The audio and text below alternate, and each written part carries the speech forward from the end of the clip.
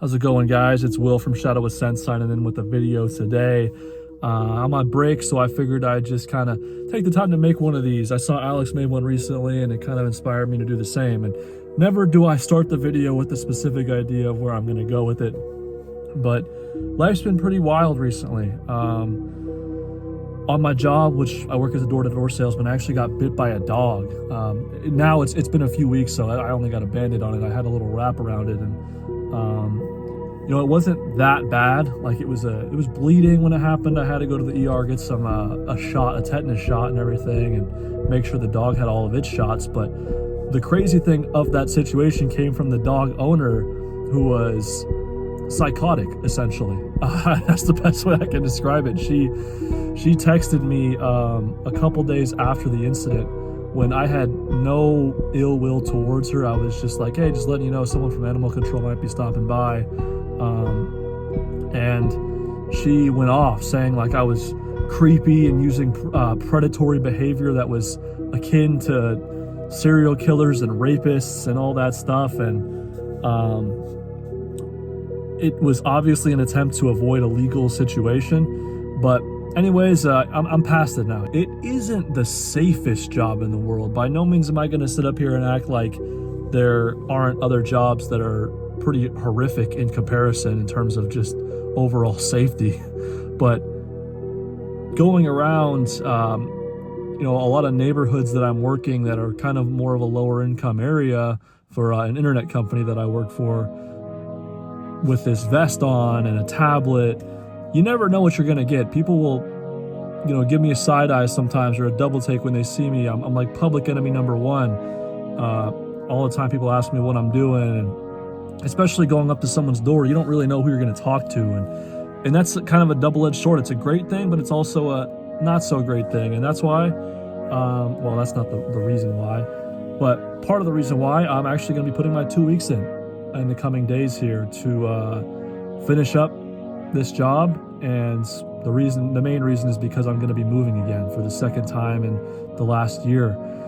This time I'm moving back closer to my hometown. I'm going to get that job I had before back that I really felt happy with and positive about, training and walking dogs, which is ironic because of the dog bite situation. But doing that, my girlfriend's going to be getting her credentials to be a teacher for elementary schoolers, and I think it's just something that feels good, feels like what we need to do. It's a positive circumstance. And lately I've been a little bit stressed out because of it.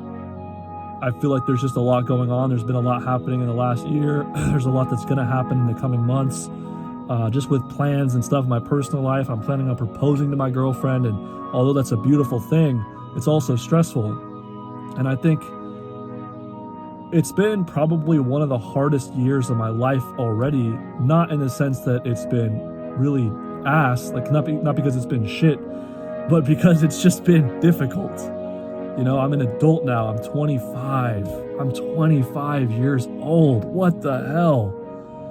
Like I never really thought, I'm not going to say I never thought I'd make it here, but I never really envisioned being 25. Obviously that's still very young, but like, it's another level, and it's just a number, I get it. But responsibilities continue to pile up in life. Just trying to maintain sort of that childlike sense of wonder, so to speak. Nourishing my creative passions. Like this is a creative passion that I've developed over the years. I mean, you look at a lot of the videos that Alex and I used to make, and you can see how into it we got. Like the psychedelics, that was something that was the main theme of the channel in the beginning, and something I still think about. Like I remember all of those experiences that I had being a young kid, indulging in this world of just endless and boundless features and imagination that really put me back into that childlike state of mind. It was a point in like 2019 where Alex and I and another friend were talking about like, hey, we're gonna be doing like psychedelic trips like multiple times a year, like 3-4 times, because it's something that's so powerful. You learn from it, you grow from it, and you get to experience just this pure bliss. And over time, I think you realize, and anyone who has been through a number of psychedelic experiences can kind of understand that not all of them are like that. There is a bliss beyond anything that we really experience on a day-to-day basis, seemingly, that you can encounter. But there's also an opposite number in that regard. There's a shadow to the psychedelic, whatever it is. If it's LSD, mushrooms, those are the two main ones, of course. There's DMT and all types of other substances, but those are the two that I've done, and so that's why I speak on those primarily. Eventually, I'm not going to go too deep into like the exact trip, but just to kind of point it out, like I had an experience that was very difficult, that brought me to a level of just sorrow and grief and pain, just emotionally, mentally, even spiritually, I suppose, and existentially, that kind of halted that feeling or the need or desire to want to trip that much. And it just slowed down from there until about 2023, when I had my most recent experience. And it's sort of like this evolutionary process of becoming an adult with the substance, not just in your life, but you start out and it's just this awe, at least for me, in my experience, because I know it's different for everyone. But it's just this awe and this sort of easygoing, elementary-like feel to it. And then over time, it becomes more serious and even at times sinister. But I've thought about the idea of tripping again sometime, and I don't necessarily think that would be soon, but I'm not ruling out going back again. More or less what I've been thinking about recently, amidst all this change that's going on in my life, is just how much these substances, being mushrooms primarily and acid as well, but how much they impacted me. And how, while that is something that may not be a major theme to this point in my life, it's a large credit to why I'm able to think the way I do, how I'm a lot more self-aware, and you can consider that natural maturation of growing from the age of 18 to 25, where I am today. But I do think a large part of that is attributed to what I experienced and the magic in the name of mushrooms, the pure, just, I mean, there isn't a word that I can use to describe it other than divinity, tranquility. Like, if you've never done them, it's just, I can't put it into words like in a way that makes genuine sense or articulate it properly. But if you know, you know. Just seeing how into it I was back then, and Alex was back then, and how we made all these videos talking about it and had a plan to just keep growing this YouTube channel. And somewhat, you could say, life got in the way a little bit, but also we lost that passion because of these trips becoming a little more sinister and serious, and it just not feeling like something that we carried with us, that same level of like awe. I mean, I remember my friends and I gathering one day for a trip, like we were going to go on a hike and do a trip, which we did. But the morning of, one of the friends texted everyone being like, dude, it feels like I'm a kid on Christmas morning. That's the type of feeling that it was. And you can't really emulate that experience. If you were a kid and you got to know what it was like to experience Christmas and Santa Claus and all that, fun stuff and the joy of that time of year, there's nothing like it. And with psychedelics, especially at that time where I was being introduced to them, I was constantly thinking, constantly researching, constantly in just pure fascination with them. And I had a full-blown ego death experience. My friends did as well. Like, it was the three of us. Alex was one of them. And that was as far as any of us had gone.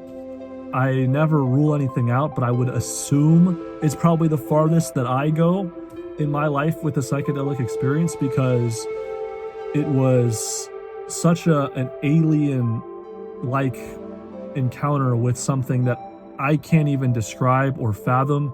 It's been a few years since then, and not all of it is perfectly encapsulated in my memory. Breaking down all these layers of self and existence and universe and meaning and life from a like bird's eye perspective. Essentially, like you're just encountering other sorts of entities and dimensions. And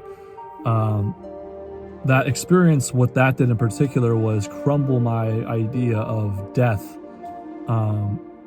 And when I say that, I mean, like, I obviously fear death on a fundamental level of, yeah, if I'm in a life or death situation, I'm going to be shitting my pants. You know, there's going to be adrenaline. There's going to be a lot, like, I have to face, and it's tense. But the idea of mortality, like when I'm sitting here and I'm thinking about it and pondering and talking about it, it doesn't necessarily strike that much fear in me like it used to.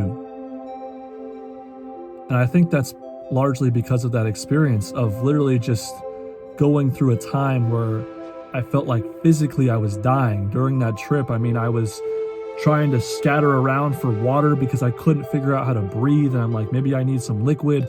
That didn't work. I tried to find whatever food I could because I was like, maybe I need some food.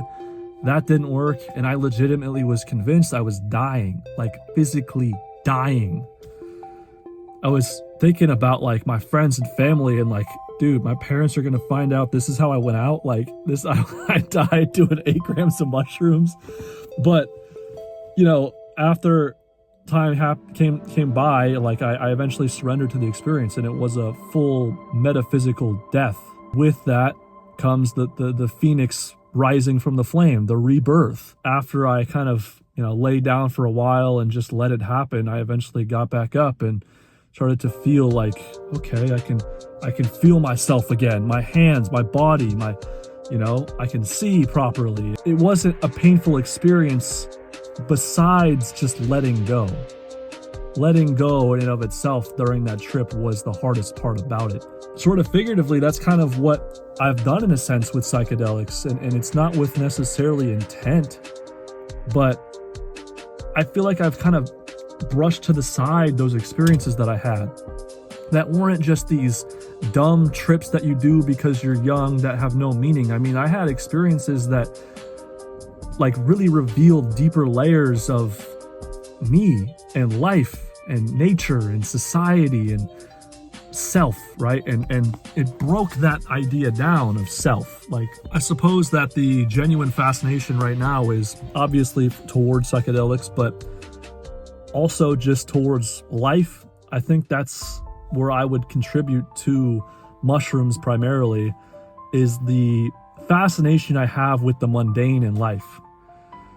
And with every step of the way, like I love to reflect in my time of solitude of, hey, this is who I was when I was 20 years old. This is where I was, what I was doing, the themes in my life, the struggles I had, the pros and cons. This is where I was when I was 21. This is where I was when I was 14. This is what I was at any point in my life. Because every part means something, and I try to get that out of every chapter, even right now, which living out where I live right now isn't like the best area, but I'm only here for a little bit longer. This job hasn't been my favorite, working full-time, doing this every day. I don't love it, but I'm also very grateful for it because it's an experience that's challenging, that's pushing me to get out of my comfort zone and going up and talking to people. And those sorts of little conversations I have throughout the day, some of them can be pretty brutal. People are just like, get the hell out of my property.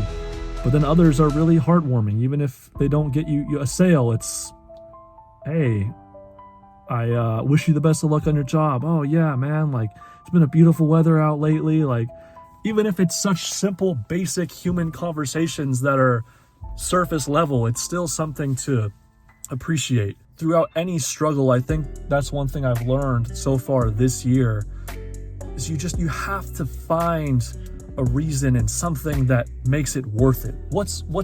How do you make it worth it? How do you find purpose and meaning and love and joy out of something that you don't necessarily want to do or love doing? Finding purpose in the mundane is key. And I think that's something I never had growing up. Obviously, you don't expect that out of like a teenage kid or a boy, right? But I mean, the first couple of trips I had on mushrooms where I was like 18 years old, I was in pure fascination with nature. and just the simplicity of a tree moving, you know, swaying back and forth at the wind, and what it represents in just being still. Just the tree just sits there. I'm looking at a tree in front of me right now. I mean, it's in a little neighborhood, but it's kind of representing this, what I'm trying to say here. Like, it just sits there, unbothered. If it rains, if it snows, yeah, some trees can fall, obviously, but I mean, like, nature, it's just, it operates in a manner that's far different and than what we are accustomed to in society. I mean, we're expected to just work, productivity, constant, you know, you have to be in constant movement. And although obviously you've got to work hard, and I think it's essential to grind, to strive for what it is that you need to get done in life, we don't take enough time to just be still. You know, you ever taken like 10 minutes out of your time, out of your day, just to do nothing, just sit there like this?